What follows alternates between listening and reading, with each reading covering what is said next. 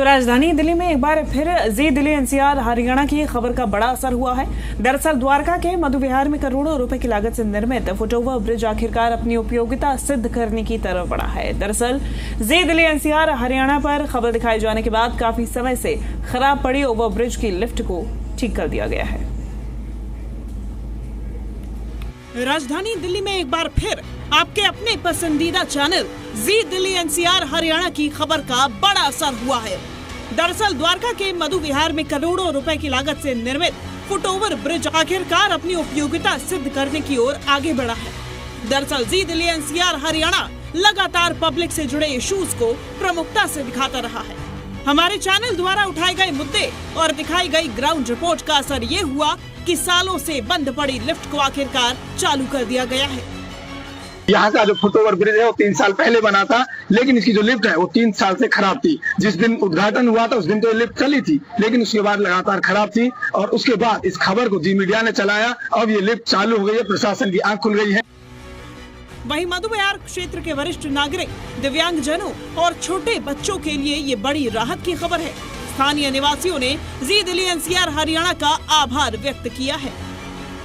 हम लोगों को बहुत दिक्कत होती रोड पार करने में, इधर उधर बहुत भीड़ रहती थी, है ना, कर ही नहीं पाते रोड पर। बहुत सुविधा हो गई कि लिफ्ट में आएंगे जाएंगे 2 मिनट भी नहीं लगते, है ना, रोड पार हो जाएगी फटाफट। बहुत बहुत धन्यवाद। बहुत बढ़िया हो चुका है, क्योंकि रोड पार करने के लिए बहुत दिक्कत होती थी, अब बहुत आसानी से रोड पार कर सकते हैं।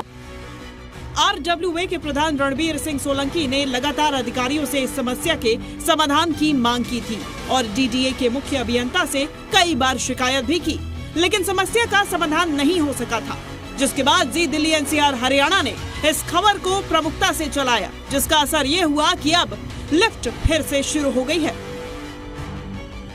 जी न्यूज चैनल का और इनके पूरे स्टाफ का तहे दिल से धन्यवाद करता हूं, क्योंकि इस पूरे क्षेत्र में चाहे वो द्वारका हो, चाहे अनाधिकृत कॉलोनियां हो और चाहे हमारा दिल्ली देहात हो, जी न्यूज चैनल को जब जब समय पर हमने कोई भी अगर समस्याओं से अवगत कराया तो उन्होंने मौका मुआयना किया और उस आवाज को उठाया और उसका समाधान होता। ठेकेदार बोलता करोड़ों रुपए फिर उनको देते और अधिकारी उनका अपने स्वार्थवश होकर उनके दोबारा अगर करते तो वो जनता का खून पसीने का पैसा वो व्यर्थ जाता। आज हमारी माँ बहन बेटियां हमारे बुजुर्ग इस लिफ्ट से चले हैं तो उन्होंने बोला बेटा ये आपने बहुत अच्छा कदम उठाया।